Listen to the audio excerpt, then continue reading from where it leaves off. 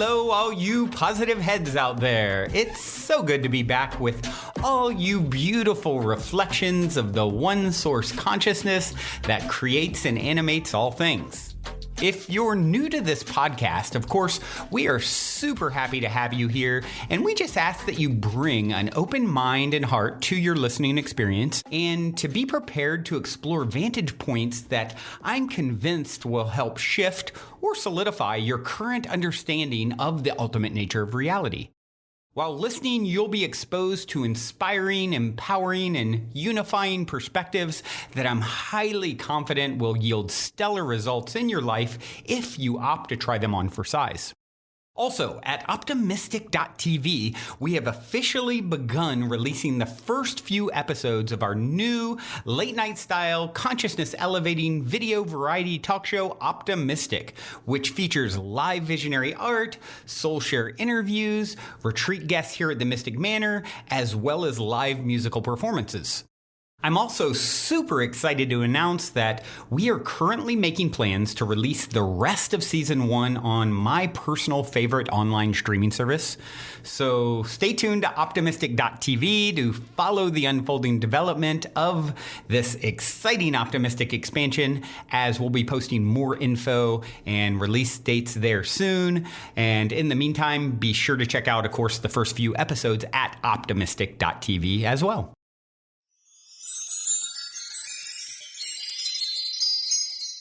All right, all you positive heads. On this week's Soul Share episode, I'm very excited to have Jach Pursel here with me on the show.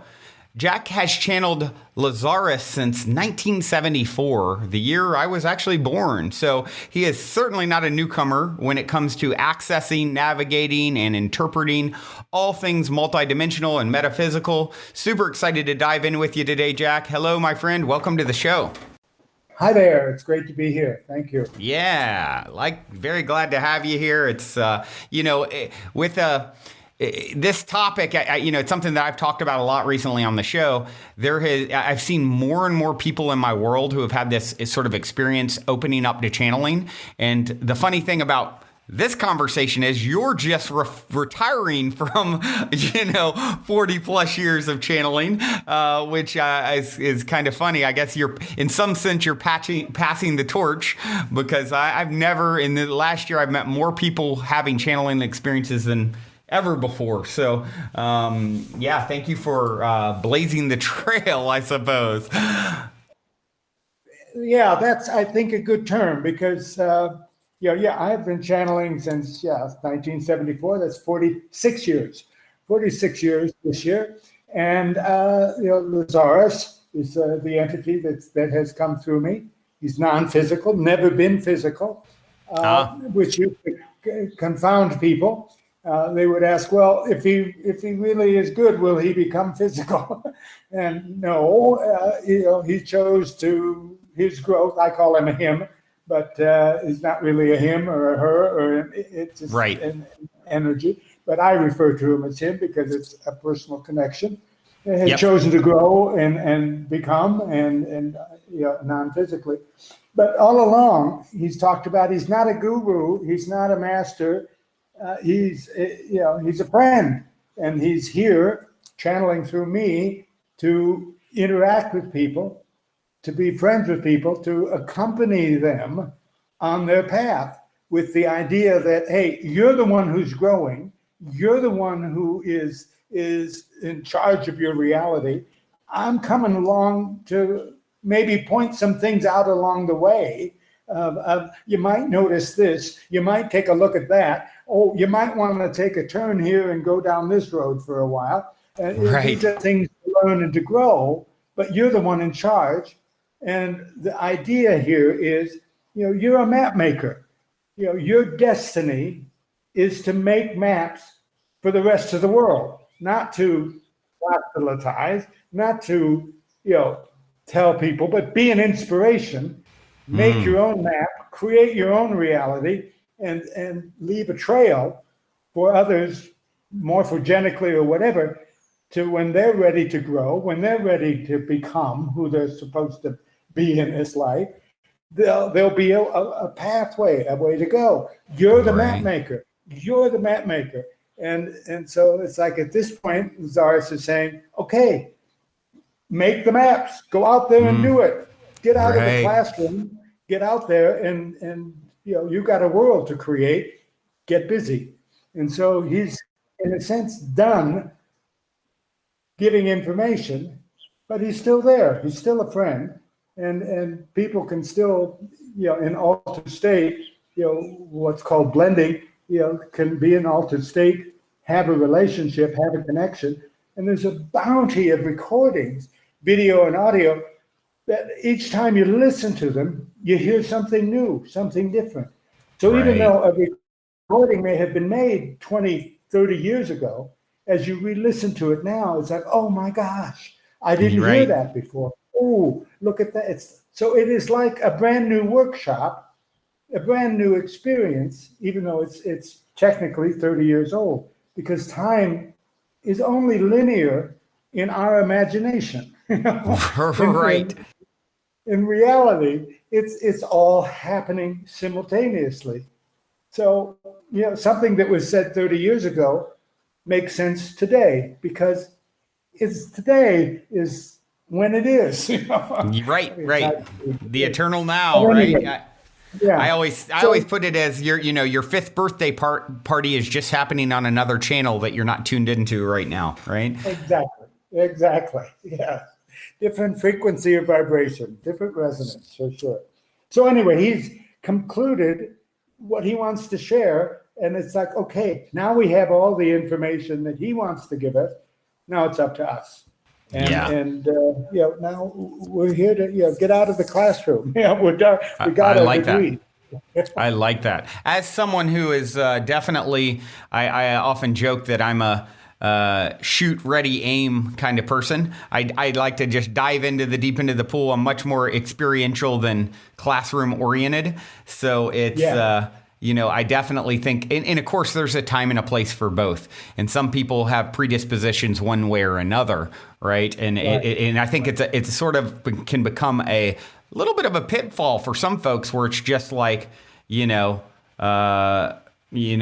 constantly studying and preparing and never sort of, getting off of the sidelines and into the game, if you will. Well, see, that's the thing with people. I'm becoming enlightened. I'm becoming enlightened. I'm becoming enlightened. No, you are enlightened. Yeah. Already, you're enlightened. You've done with enlightenment. Now it's time to glow. Whatever. Yeah. Right. To put that, no. I have to take another class on enlightenment. I have more to learn before. No, you've learned enough. Right. You can rest on your laurels. Not too long, but you can rest on your laurels and move forward now. And so much of what we are about, and I say we because it's people who understand that concept. We're here to make a new world. It's an ideal that has been talked about forever, but it's a reality now. And the world around us is crumbling, and that's not a bad thing. That's a necessary part of the process to make room. Any creative process, you have to move things out of the way, and that's what's happening now. There's a wonderful, wonderful mythology. A wonderful gentleman named Dennis Slater, who teaches in California at Pacifica University. What's the name? Tells a story. At Pacifica University, his name is Dennis Slater. I can't remember. Anyway, tells a wonderful story about a mythology about the Weaver woman. And Lazaris has talked of this as well for several years. This story very quickly. There's the Weaver woman is in her cave, and she's weaving this fabric, this beautiful fabric with beads and threads, and just it's a wonderful fabric on her loom. And beside her is her dog, her black dog. And when she runs out of beads, she gets up and goes back into the cave to get more. And while she's gone, the dog picks up the tapestry and, as dogs do, shake it and this sort of thing. And it all starts to unravel. And when she comes back, she's not angry. She just says, that's okay. I will weave now an even more beautiful fabric than before. And then the story is, it's like we have in our reality, we have various black dogs that tear apart the reality that we hold, tear apart our beliefs, tear apart our attitudes, tear apart the structures that we have, the way we've done things by habit, and cause us to put them back together again, but better, put it back together more beautifully. So, when we break a habit, people get caught in their addictions. You have to break those habits, and that by shaking them apart often experiencing the dark night of soul. But you need to shake that apart, and then you put your life back together again more beautifully than before. The concept of the Weaver Woman in each of us as we make changes and as we grow. And what's happening in our world right now is we have a lot of black dogs tearing things apart. Your autocratic governments tearing apart democracy, tearing apart, the ecology, tearing apart the world and the climate, but the idea is we can't just let it go on forever. We need to step in and we need to make changes. We need to work our magic we put the world back together again, but not the world that was, but a new world, a world that is better, more beautiful than the one that had been. And that's, in a sense, what I hold and what I've come to learn from Lazaris and from 45 years, 46 years, what it's all about is that's what we're here to do. Yeah. And so that's what it feels like to me. Yeah, I fully agree. And it's one of those things that, I've talked about or observed before, this idea that everything ultimately atrophies, right? And sort of, what the chair I'm sitting in 1,000 years from now will be dust, right? And it's like, you can take on the perspective of, oh, wow, it's so depressing. Everything, what's the point? It all's going to fall apart and die and disintegrate. My body, the house I'm in, my family, my loved one. And however, just like the star that ultimately, lived out its full life cycle, died in a violent explosion, it then reformed up out of, the ground at some point as me and you. And so things are constantly coming together and falling apart. And that is really the dance of physicality. And so, if you can see that as, of course, nothing is permanent, which gives its beauty as well. If it was always, you and I always had this exact form, a billion years from now, we might get really, really have a lot of disdain for looking in the mirror, right? So it's I think it's a very important thing to it's kind of like you can look at it from a sort of a glass half empty or half full sort of perspective. And of course, the half full perspective brings a lot more joy to the understanding the nature of reality in a way that feels good. Exactly. Yes. So if you would share a little bit, I love to get, two things. Let's start. We jumped right in the deep end of the pool. I always like to start with a very cliche opening question, and we jumped right over that. So let's rewind a little bit since time is an illusion. You're in an elevator.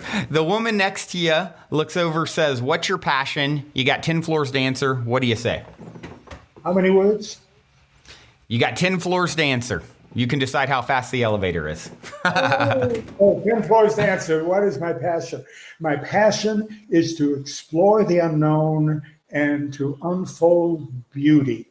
I absolutely am enchanted by beauty, and not the consensus beauty of pretty, but what beauty really is. The things, a sunset, a sunrise. Right. A cloud formation, a tree, something in nature, something that gives me joy and peace in the same moment. And that's the thing for me about beauty, is that it's a combination of joy and peace in the same moment. I love that. There's certain things that can make me feel joy, and there's certain things that make me feel peace. But the thing that makes me feel them at the same moment to feel a sense of joy and peace in the same moment, a sense of exhilaration and serenity in the same moment. To me, that's beauty. And I the love pursuit of that. the unknown to unfold beauty, that's my passion. Love that passion. Love that. Well, if you would, Jach, tell us a little bit about your journey. Obviously, you've been, as I mentioned at the start, you've been, you're not a newcomer to all of this, and you've seen it probably go from people looking at you like, what the heck is Jach talking about, to now it's, it's become, ever increasingly, popular. I just saw a thing the other day that says 1 in 5 people in our country now identify as spiritual, not religious. And, that was not the case when I was born and you began this journey of, communicating, with Lazaris. So maybe you can tell us a little bit about your journey, and how you ended up here. Okay, I will try to be concise here. I began out of high school, off to college. Political science was my major, and that's what I was going to become, a lawyer, political science lawyer, et cetera, et cetera. That didn't happen. Instead, I decided to marry my childhood sweetheart. The woman that I married, I met when I was 14 years old. And we've been together. We had been together from that time on in university. We got married when we were 20. That changed our course of direction. And she got involved in something called silver mind control way back when. And I heard of this. The husband gets dragged to the come on, you got to come with me. So I went, and I found it interesting. I would fall asleep mostly when I meditated.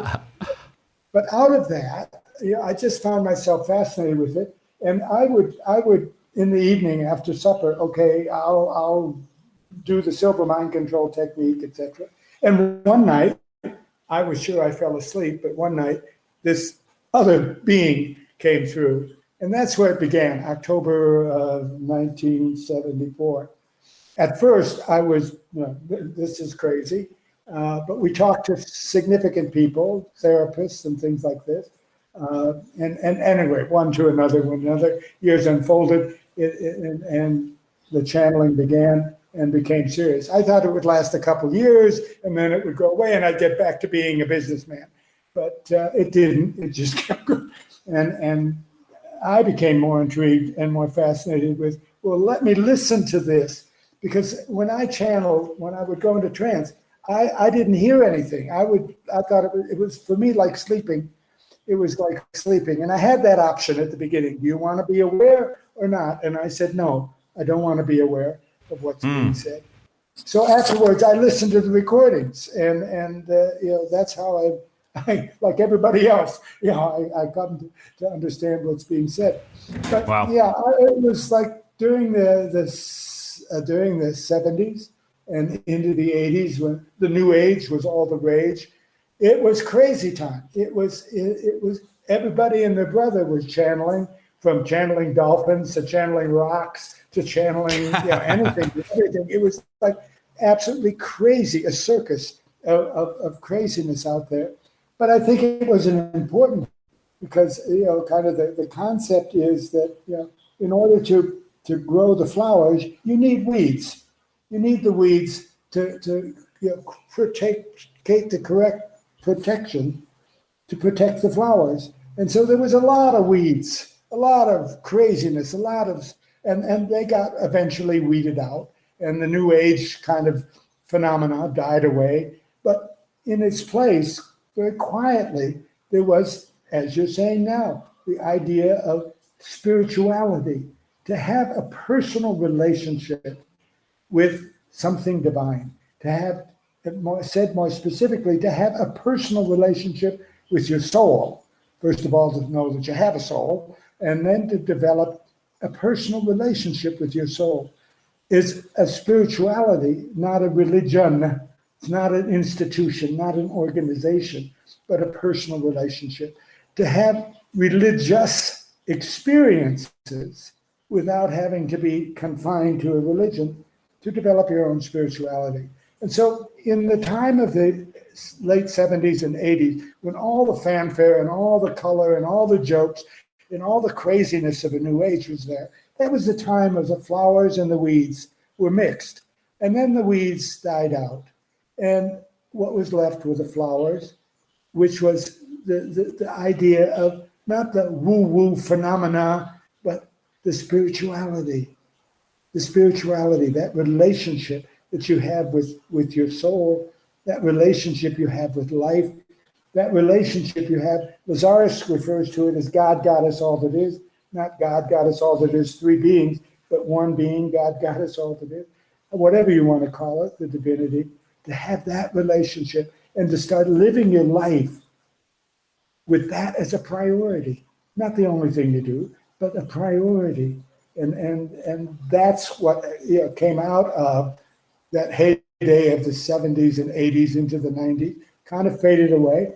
But with the new millennium, year 2000, it's like something, out of the compost, these beautiful, beautiful flowers, these beautiful concepts, these beautiful ideas, and people unfolding. So that's what's there. That's what was there for me.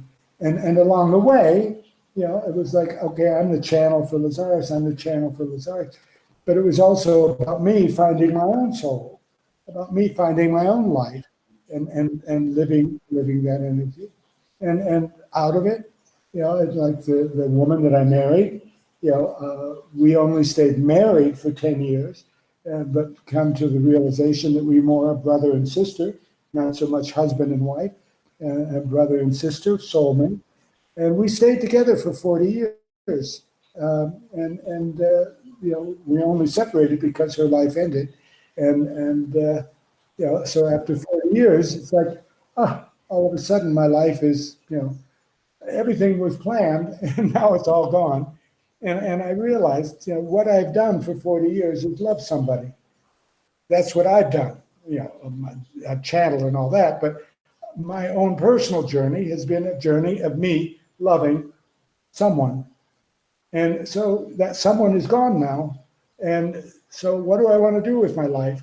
I said, well, I want to love somebody. I want to find somebody to love. Now, for all those years, and part of the reason we only stayed married for 10 years is that I was gay. And didn't know that. Well, I knew it when I was a child, but, I denied it and thought something was horribly wrong with me. So, when I in love with a woman, it's like, oh, hallelujah, I'm normal. I'm normal, but normal for me is gay. So I wanted to love a man. So that was itself a very magical process. I put it out there to the universe. I want to meet a man that I want to love.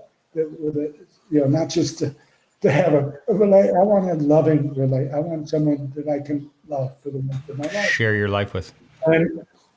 And it happened magically. And we've been together now for 18 years.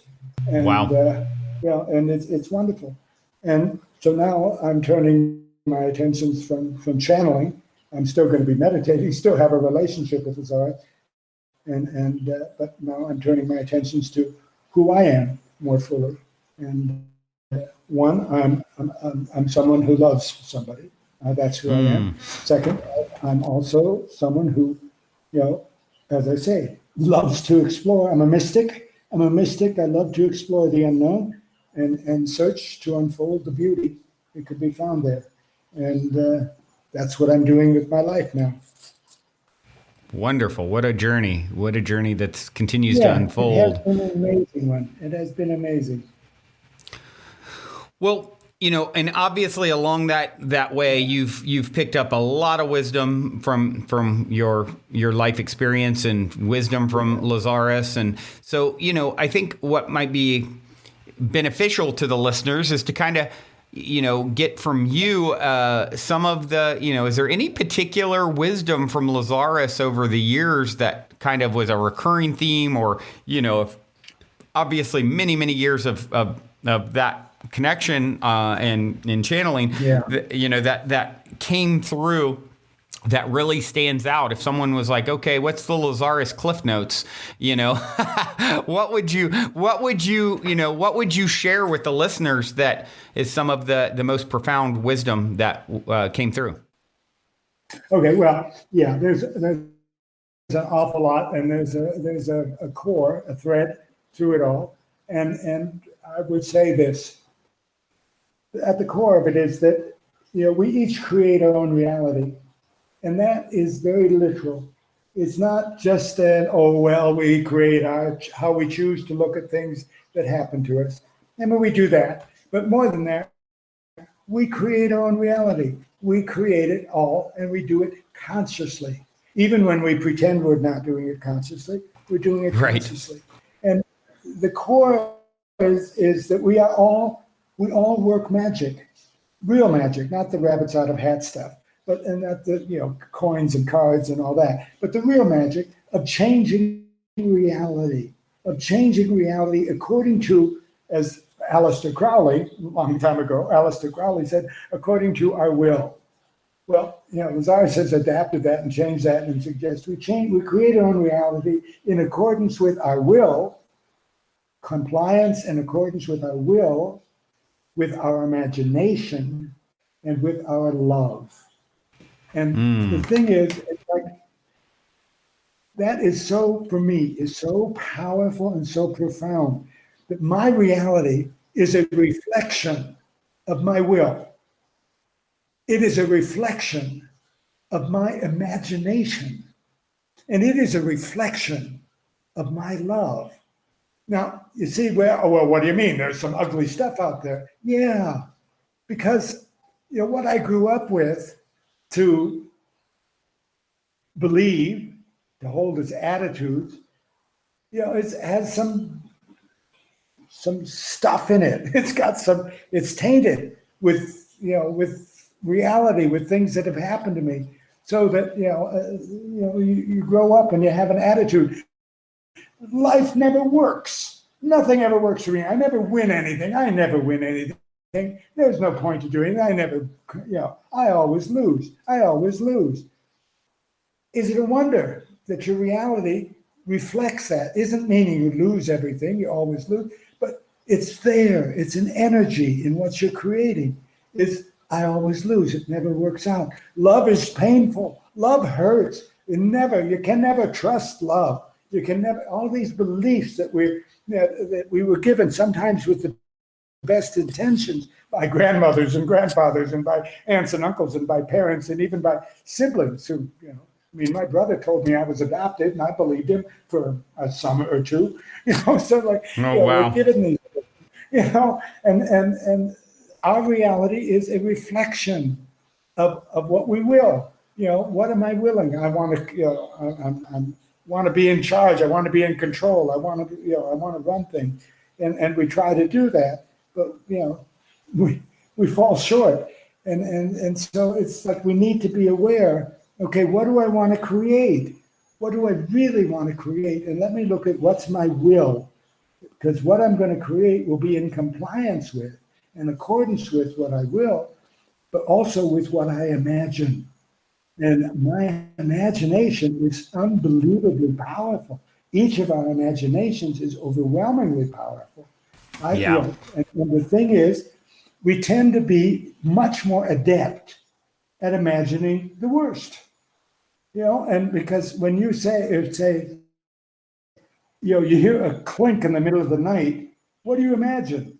You don't imagine, the kitty cat ran across the thing. You imagine someone's breaking in, someone's doing this. This is wrong. This is something awful is going to happen. And when you get, I got a pain in my stomach. Oh my gosh! You imagine. You don't imagine. That's probably just a little heartburn, a little gas, a little bit. No, it's something horrible. We're much more adept at imagining terrible things than we are at imagining it's going to be really wonderful. So we've got to be aware of what do we will, what are we willing, what are we imagining, and we also need to look at how do we love. How do we do that? A lot of people love in very painful ways, in very difficult ways. And our life reflects that in the relationships we have. So it's like realizing that we are all magicians, and we are creating our reality consciously to comply. And we do that sometimes by causing things to happen, but mostly we do that by allowing things to happen. For example, people who create illness, they don't do it because, I want to be ill. I really want to be sick. Well, maybe some people do. It's a way of manipulation, but most people don't want to be sick. But they allow it because they're creating this reality where that illness can be attractive to them. They're tired of the way things go. I wish this would be over. I wish this would end. Oh, I just feel like dying. I just wish I would, and not that they therefore create it, but they create an environment that when the disease is passing by, it says, oh, here's a place that we can go to. Here's a place that we're attracted to. And so we end up allowing those things to happen. And so it's a matter of becoming conscious of, okay, what do I want to create instead? And here's where it comes in, I think it's so important, Brandon, is if we will recognize that we're creating this, if we will acknowledge that it's us who's doing it, and in that process, when we really recognize and acknowledge it, then there's the key step. The key step is to forgive ourselves for having done that, so that we can change it. And you see, it's like, if I can admit, wow, the mess that I'm in is something I created. That was me who did that. My mother didn't do it. The boss didn't do it. This ex-friend didn't do it. I did it. I did this. If I can own that, really recognize that and acknowledge that it was me, then I've got something to forgive. Whoa, then I've got something to forgive. And then I can realize, you know what? If I was this blankety blank powerful that I could create this mess, then I am this powerful. I can create my way out of it.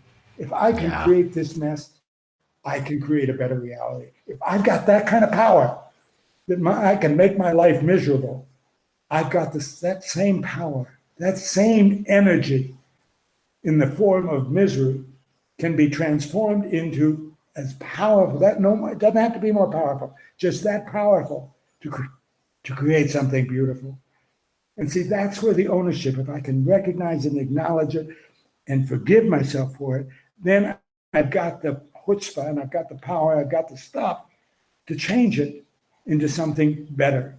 So if I can create a mess, I can create something beautiful. And it's that at the core of this energy of what we're about. And those are the maps that we need to make. Those are the maps that we need to make.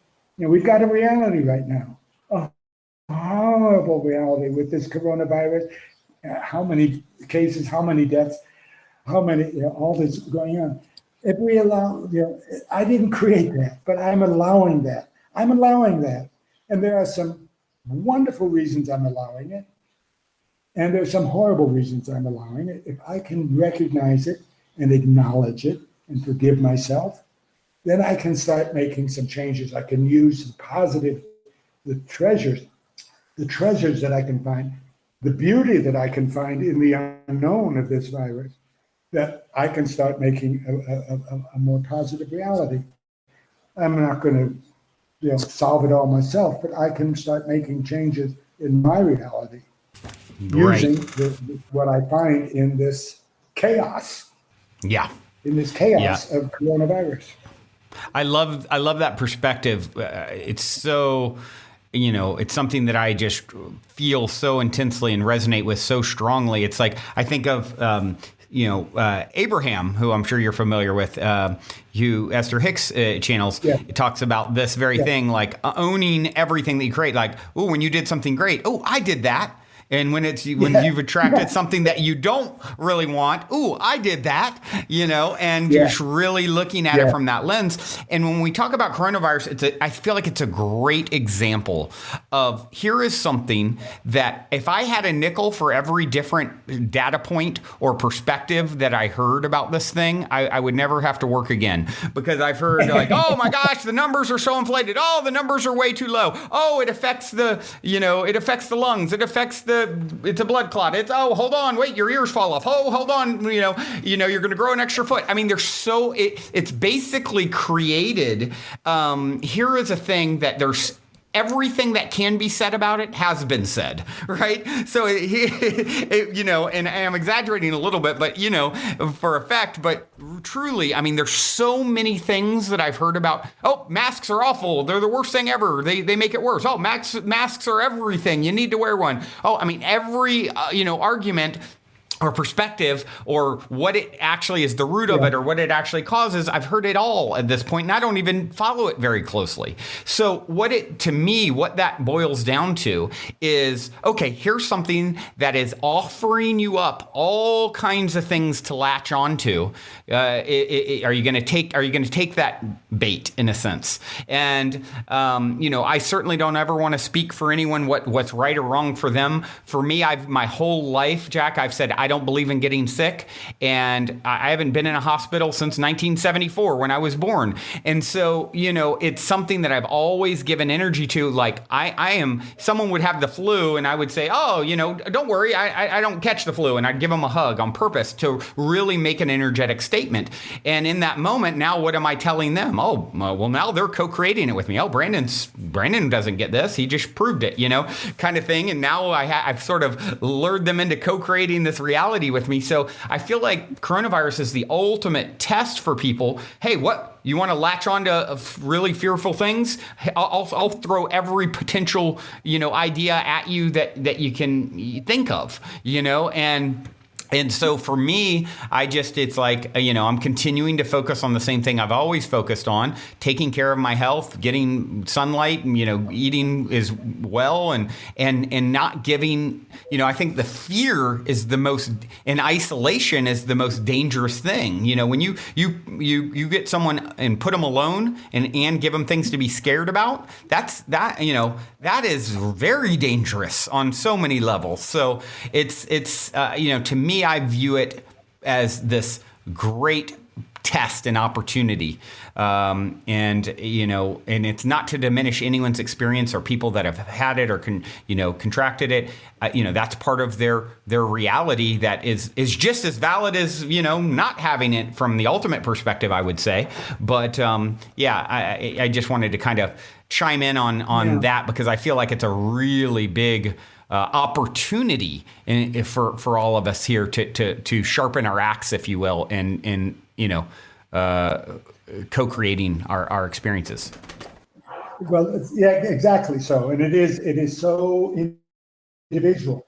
The thing that comes up when you take the concept of, okay, we're creating our own reality. We're all creating our own reality consciously. Then the question, well, why are we creating this? And the thing is, there's no one answer. It's no one answer. It's individual. Why am I creating this? And for me, I'm not getting sick, even though I'm high risk. I'm 73 years old. I have blood type B. I have, I'm overweight. I have diabetes. I have all these things.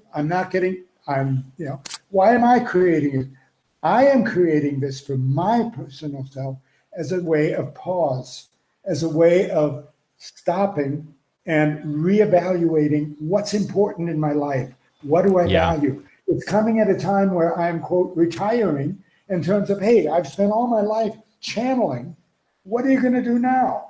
And I need to figure that out. So this is giving me that pause where, I'm in isolation in a sense. I'm in Colombia and we're in lockdown. And in Colombia, it's not turned political.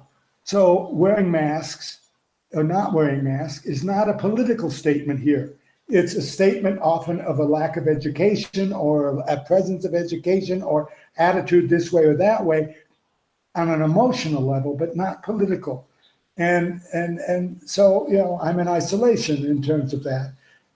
And it's giving me time to, how do I want to spend my day? I want to write. I want to read.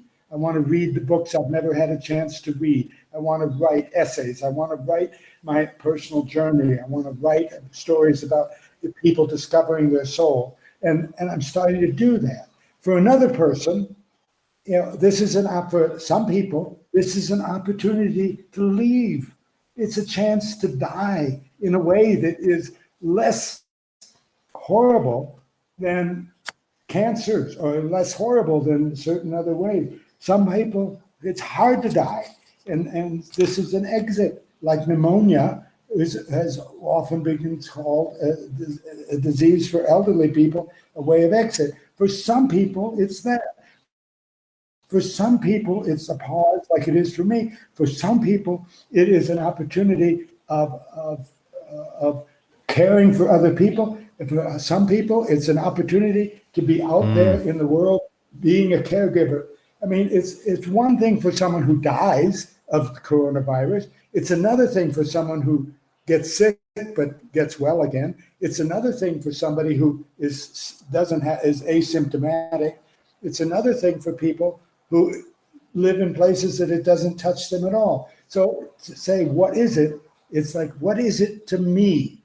How is my life being somehow altered? And you're talking about it in terms of, hey, I can see it as I don't want to slip into that place. For me, it's like, I don't get sick, and I want to maintain that reality, and I want to be an inspiration maybe to other people.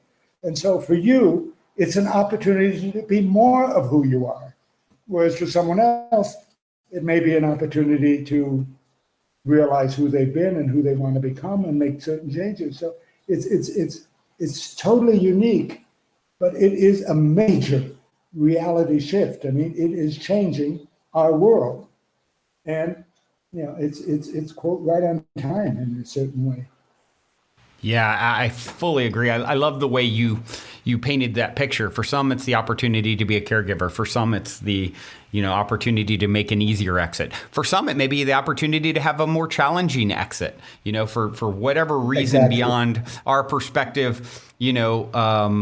That's something we may need. I think it makes me think of a story. I have a close friend who. He was overseas, and him and his wife had a reading, an intuitive psychic reading by someone who said to my friend's wife, she said, look, you have a sister who's very jealous of you, and if she doesn't change that soon, there's going to be, it's like a lifetime of this energy that's going to actually come home to roost, and there's going to be a very challenging transition for her, and soon. And a few weeks later, this sister ran under a truck in the middle of the night and was like literally lost all her limbs and was burned and literally was just alive for like a week or two in this horrendous state and finally passed. But, so this intuitive, of course, kind of foreseeing this, what always stuck out to me in that story was, hey, if your sister doesn't change quickly, this is the energy that's going to have to be processed in this way. And so, so it kind of, to me, gives insight into, you don't fully know, we don't have a full peer behind the curtain, if you will, but there's a reason for it. Even, you think of all the horrendous ways people have died in the past, all the injustice and things that have been, happened. It's like there's actually more going on with those stories than we see on the surface, that and ultimately is sort of is happening for that particular soul and designed by that soul, architected by that soul at some level. Would you, and I'm sure you agree, and I'm sure Lazaris has probably spoke to this in the past? Yes. Well, the thing is, particularly as you're talking about the soul's pattern or the soul's plan, for each of us, it is a much bigger story. And it's like our physical lifetime. We are consciousness. We are consciousness. No, there's just really one consciousness. So we are an expression of consciousness that just happens to happen to be in a physical body. And we're only here for a period of time. It's like, we buy a car and we have that car, our vehicle. It gets us around for a certain number of years. And at a certain point, we trade in that car, or it gets wrecked and we have to replace it, whatever. Our bodies are not unlike that. We occupy it for a number of years. And at a certain point, when it's no longer functioning, we get rid of it. We let it go. It's sometimes hard to do that. It's sometimes hard to die, but we do. But we go on. We're still there. And we still have one soul that has been with us forever. And that soul, it says, okay, you're in a physical body. That's just this moment. That's just this moment. There's a bigger story here. And so, however you play out this story, in a sense, it's kind of weird to say, but our soul, quote, doesn't care about, how we choose to exit, and unless it's something that's going to help us grow, help us change. And you described that horrific experience for that woman. I'm sure that on the other side of this was her body, finally free of her body. Hallelujah. I'm free of that. Now, what the hell was that all about? Yep. And she got to process that energy in dramatic fashion. Yeah.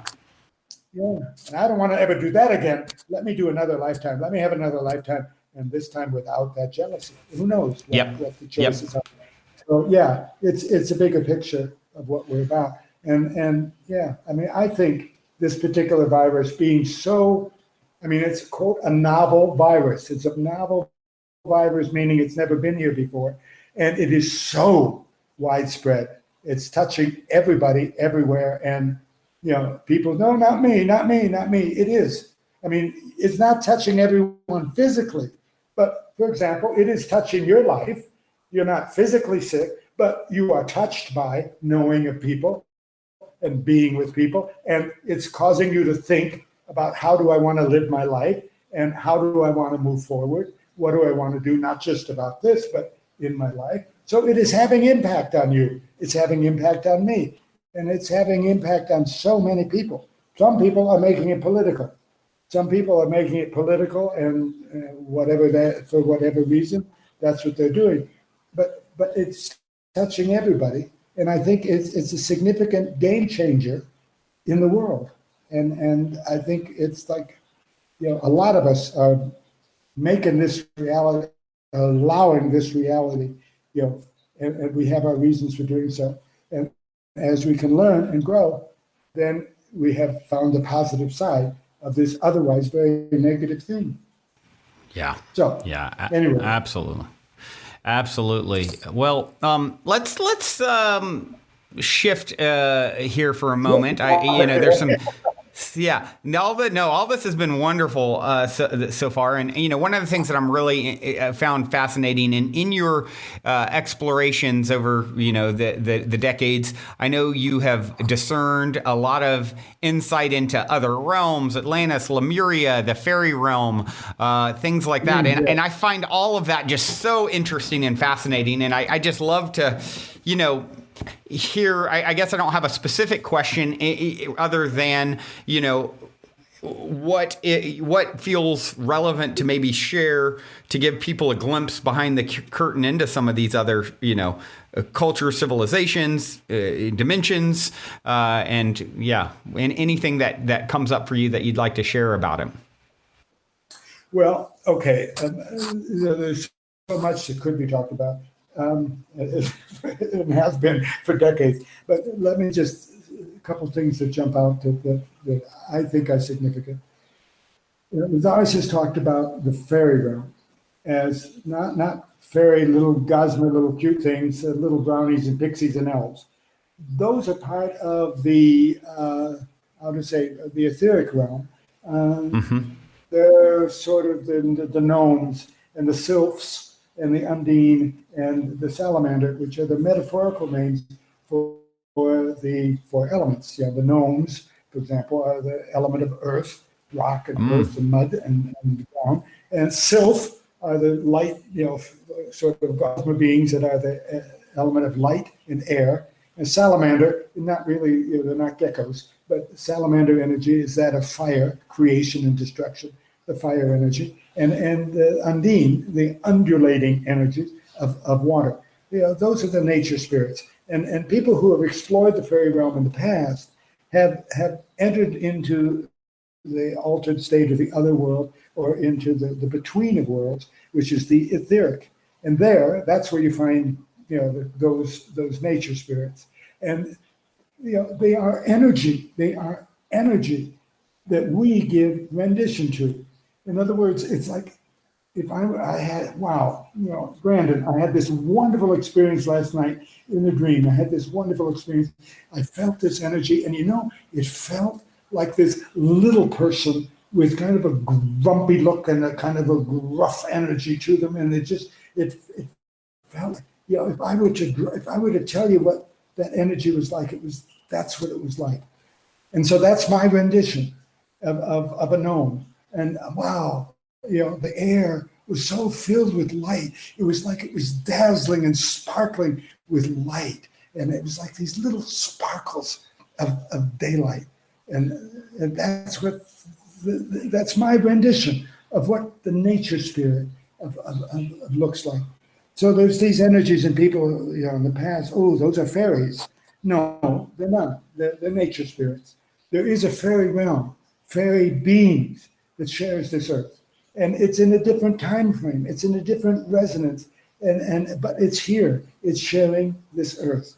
And there are doorways and portals, as they're called, that in and out of those worlds. And the thing is, we have this earth that we are, as human beings are here, and it's our responsibility. But hey, wait a minute. There are fairy beings, and it's their responsibility too. And the fairy beings look very much like us. They're a little different, but they're very much like us. They're often taller than we are. And they're very, they're not little bitty cute little things. They are not unlike us. And many times we've met them.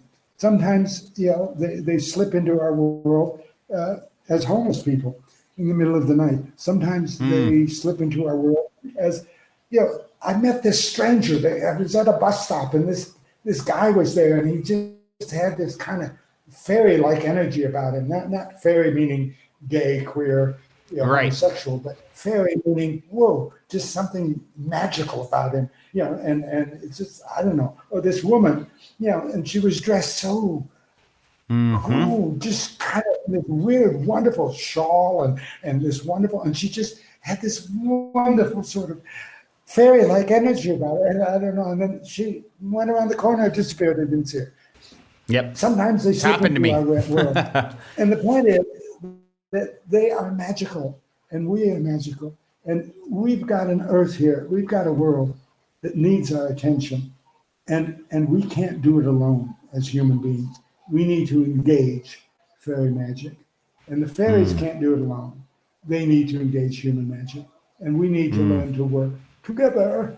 And yes, that's a big lesson, that we need to learn to work together. And the thing is, we have in our world right now another current issue going on. Black Lives Matter, minorities matter. Racism is systemic in the sense that it's going on in our world. And we need minorities to work with us, because minorities, or maybe people of color is a better word to say, because they're no longer, more quickly not becoming minorities. We need their perspective, because African American people have a perspective of how the world works. I'm living in Colombia now. I've been here for 5 years, on and off, but mostly here. Latins, Latinos, Colombians have a different perspective of how the world works. For example, Brandon, we in the United States, time is aligned to us. Time is aligned, linear. In Colombia, it is not. Time is a moment. Time is measured in moments, not in linear ways. When we go out for a sample Sunday lunch, we're going to get together with friends. We go out for lunch back when before the quarantine.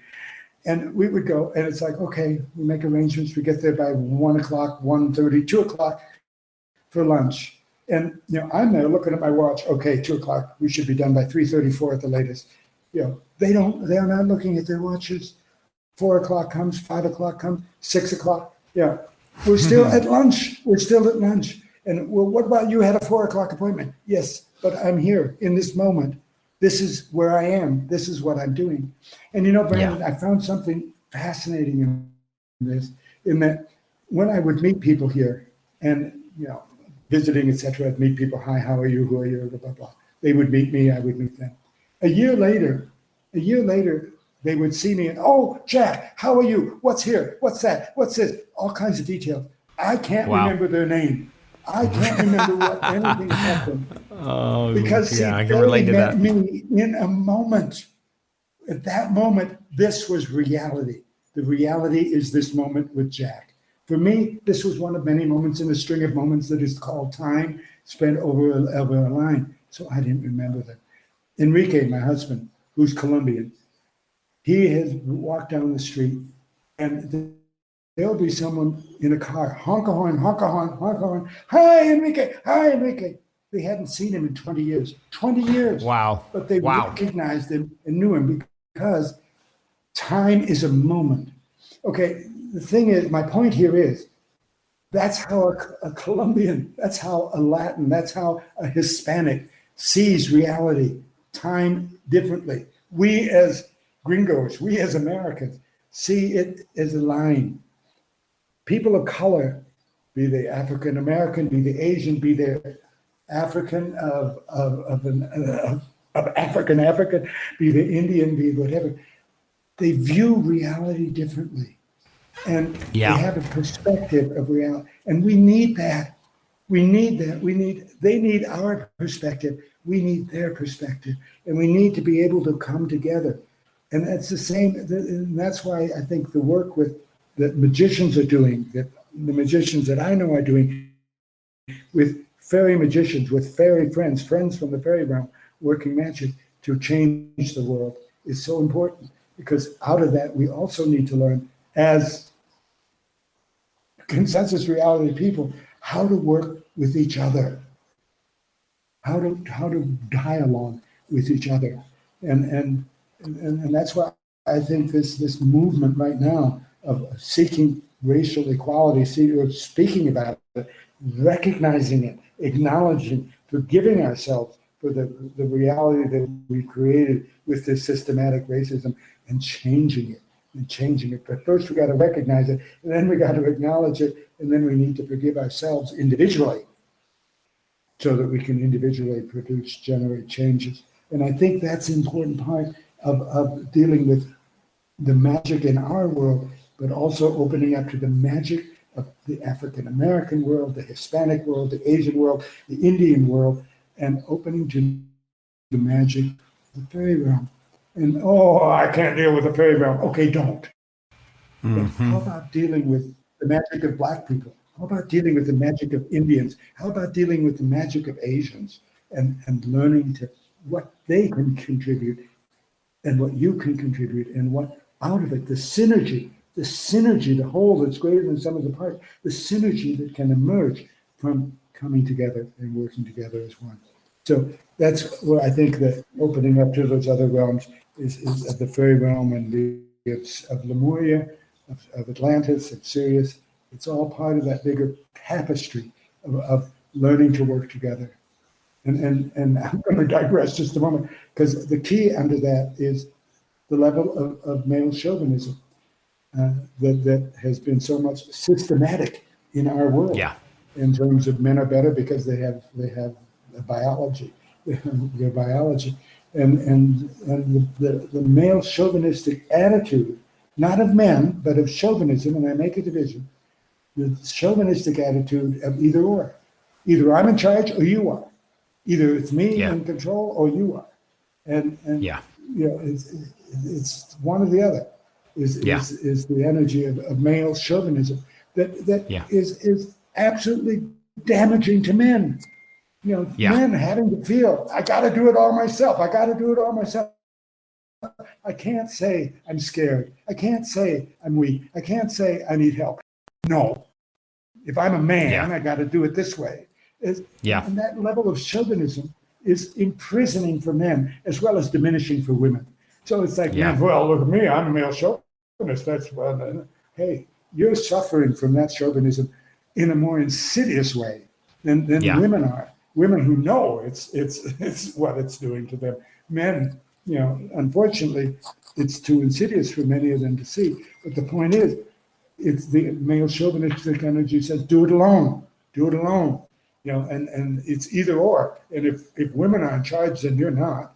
And that whole energy, and to work together, white people have to be in charge or not. If we give equality, then oh my goodness, it's like right. The energy of working together. It weaves together so much more strongly, so much more beautifully, makes a fabric, makes a tapestry so much more incredible if we can work together. And it's a hard lesson. It's a hard lesson, because it's so ingrained in all of us, not just men, but it's so ingrained in women. You have to be chauvinistic or to hold the chauvinistic beliefs, not necessarily to be chauvinistic, but to hold those beliefs or to think that's the way reality works. So I think that's where working with other realms of fairy realm, even if a person thinks it's just imagination, it's powerful stuff. Yeah. Well, you just said multiple things that, made me think of important perspectives. One is, of course, viewing time as a moment, not linear, and how it pertains to, who is leading in a given moment. And I remember one of the first spiritual texts I ever read, metaphysical kind of books, was Celestine Prophecy, and many years ago I actually had James Redfield on the show, the author, months back. But that book, what stuck out to me is talking about how the future is all about coming together in groups and seeing where the energy is flowing in a given moment as to who it's flowing through, who has sort of the answer or the talking stick, who's meant to be leading in a particular moment, as opposed to this more linear view of, okay, I now knight you as the CEO leader who always has every answer, and as opposed to this more, perspective of like, okay, in the future, let's read the energy in the room. Who's the leader in this given moment? The woman, the child, the person of color, who it could be anyone, because we're all part of source and are different pieces of the puzzle. And another thing that you were talking about was, these different perspectives and how everyone has a valid one in general and looking at different cultural perspectives. And it makes me think of my partner, Karen, which I think is ironic that the name Karen all of a sudden has become like a meme, a joke on the internet about the entitled white woman. They're all called Karen, right? Well, my partner, Karen, is actually one of the most open, loving, brilliant, people I know when it comes to, when she was on the show as a co-host for the first time ever a few weeks back, and we talked about this, where she has made it a practice in her life when she is bumping up against someone who maybe is, let's say it's a person of color who is really disheveled looking and wearing dirty clothes and, something that, traditionally, a traditional Karen might instantly put in a box and judge as, oh, they're beneath me or not educated or whatever. My Karen says she instantly takes that as her note, as sort of when she observes like this person that normally wouldn't be wise from maybe a very limited perspective, to say, I'm going to approach this conversation and this interaction as this person has something really powerful and valuable for me to learn from and to share. They have something very powerful to share. And she said by doing that, it takes down all the preconceived notions and even puts them in a position of like, okay, I'm giving you all of my respect and that you have something really potent and powerful to share. And she goes, she talked about this. She's like, it's incredible what I will then discern from that interaction versus sort of instantly putting them in a box as beneath me or what have you, and how often great wisdom or perspective or a reflection in some way comes out of that interaction that's very helpful and meaningful. That's beautiful. Absolutely beautiful. And it reminds me just real quick. I read an account of a military man here in Colombia, where, of course, for the last 50 years, they've been dealing with the guerrilla warfare. And this military man was going to be going undercover with the guerrillas. And so it took 2 years of training, where part of that time he had to be homeless. He had to live on the street and be homeless. And wow. In his account, he was saying after that experience, they asked him what was the worst part of it. And he said, the worst part of being on the street, being homeless, was that nobody would look at me. I was invisible to everybody. And that just pounded my heart, because I think of as here in Colombia, unlike in the States, here in Colombia, poverty is very visible. We don't hide it. It didn't get hidden here. It's very visible, and it's extensive, unfortunately. But I have found myself, I'm walking down the street and I'm seeing someone sitting there. This guy has a leg missing, and I don't look. I do not look at him. And this old woman is, obviously in filthy dirty and hasn't had, and I don't look at her. And it's like, oh my gosh, it's like, that's all she wants is someone to look at her, someone to look into her eyes. And so it's wonderful as your Karen is not just looking at, but stopping to say, you have something of value to offer the world, and I'd like to hear that. I would like to witness that. How beautiful, just absolutely beautiful. Yeah, definitely.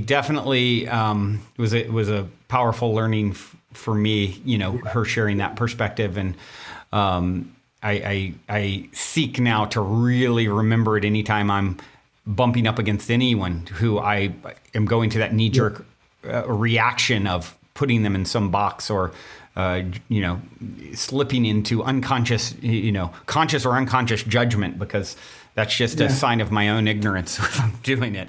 And and it's something that is, bred deeply and culturally, worldwide. And I think it's important for us to bring that to the light, bring it to the surface. And as we shift it in ourselves, of course, we affect the collective conscious too. We affect the field.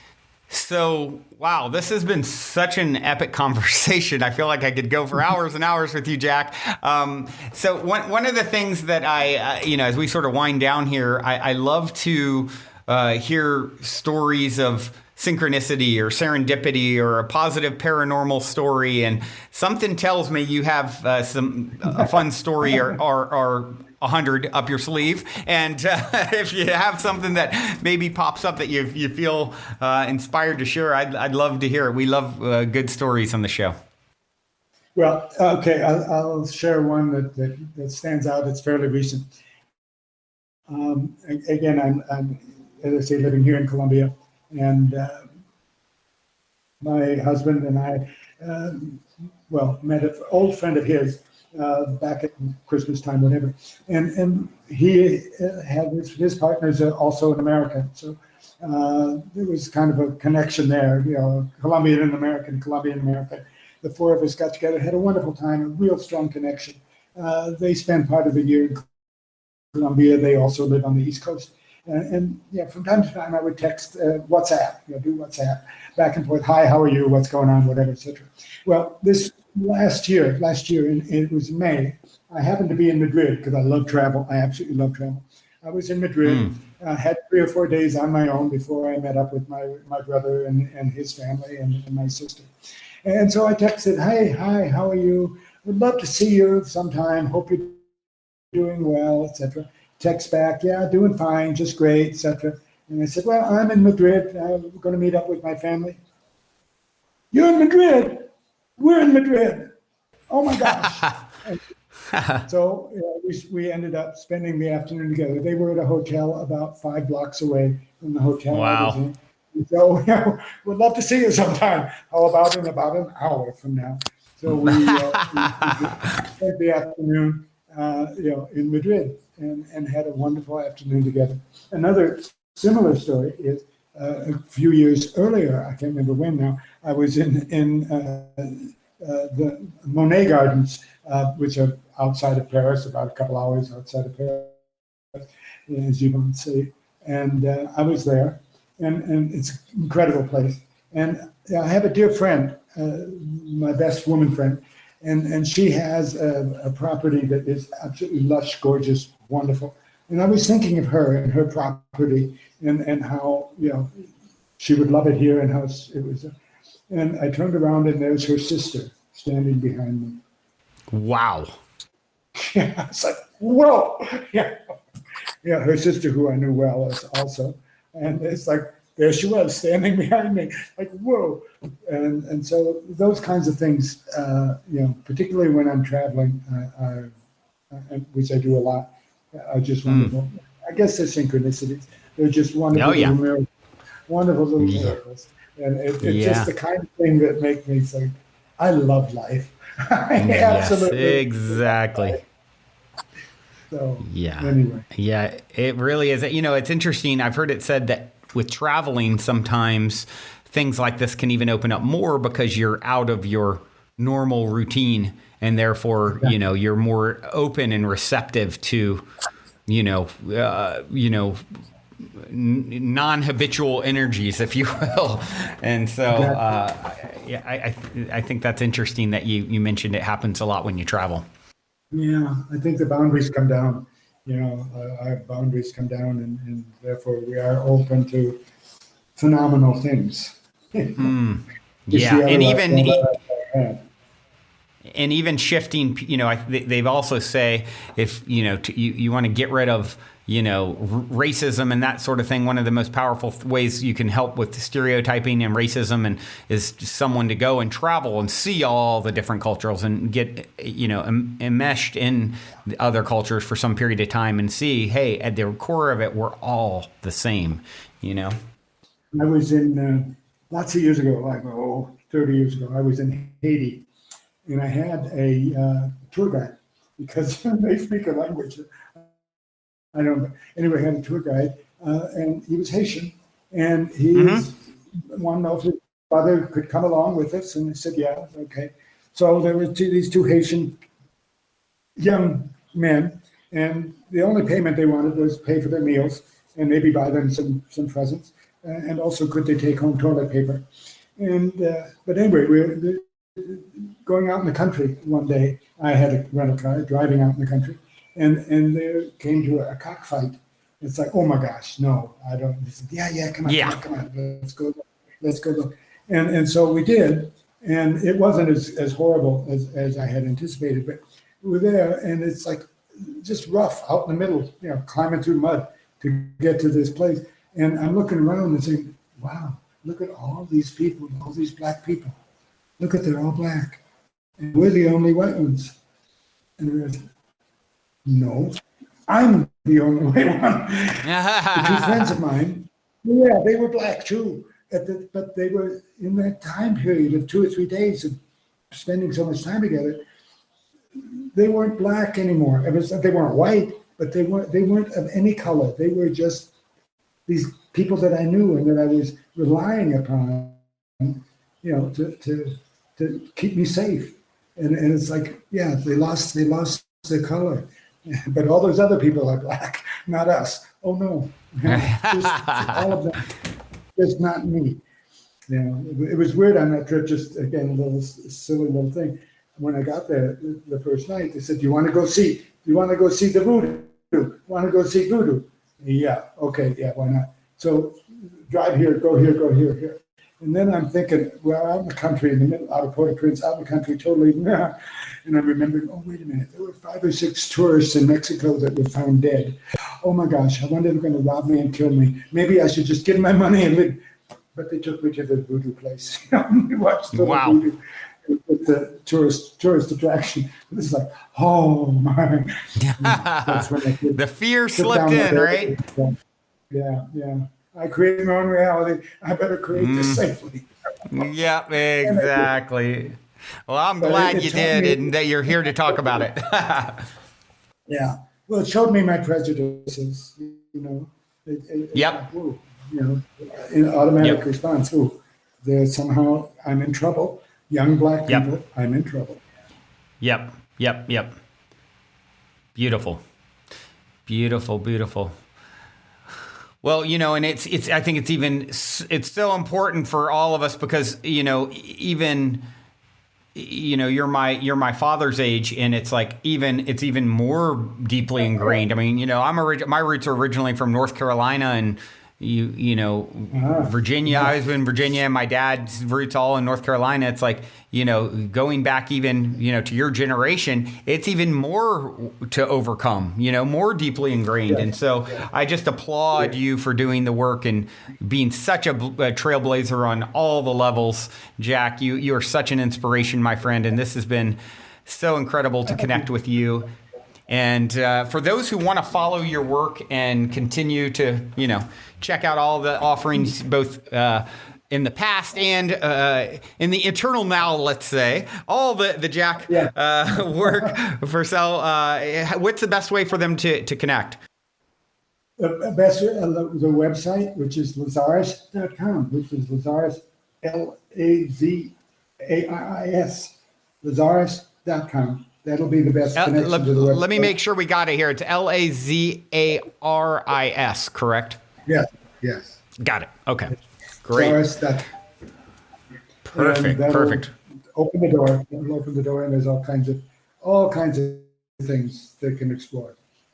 Wonderful. This has been fun. I kind of summarized my journey as I began as a fool, and now I'm a wise old man.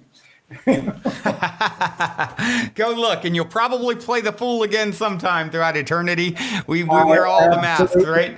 I'm looking forward to it. Exactly. I'll be a good fool. Oh man. Well, I do have one final question. I do have one final question for you, Jach, and it is this: in 60 seconds or less, what is the meaning of life according to Jach Pursel? The meaning of life is to learn how to have fun. Yes. That's it. I love it. And my favorite Bible verse, about the only Bible verse I quote, lest you become like a child, you can't enter the kingdom of heaven. And I think having fun is the path, right? And it's like continuing to look at life through the lens of, this is a journey. Yes, there's going to be hardship at time and all those things, but it also is what makes all the joyous parts have the impact and meaning that they do. So thank you once again for blazing the trail and continuing to be the eternal child. Well, the thing is, fun has so many different meanings, doesn't it? For a child, right? What's fun for a 90-year-old? What's fun for a 90-year-old? It's a whole world that we don't even know. Yep. So someday we'll find out. Yep. Okay. Yep. Well, I look forward to it, Jach. Until next time, all of you out there listening, journey well. Love you so much. Thank you. And if you're feeling the call to come for a week retreat-style Mystic Manor immersion, remember to go now and book your time to speak with me directly about stepping into the optimistic vortex at calendly.com/talkwithbrandon while there are still spots left. Otherwise, I look forward to co-creating magic with you at the Mystic Manor.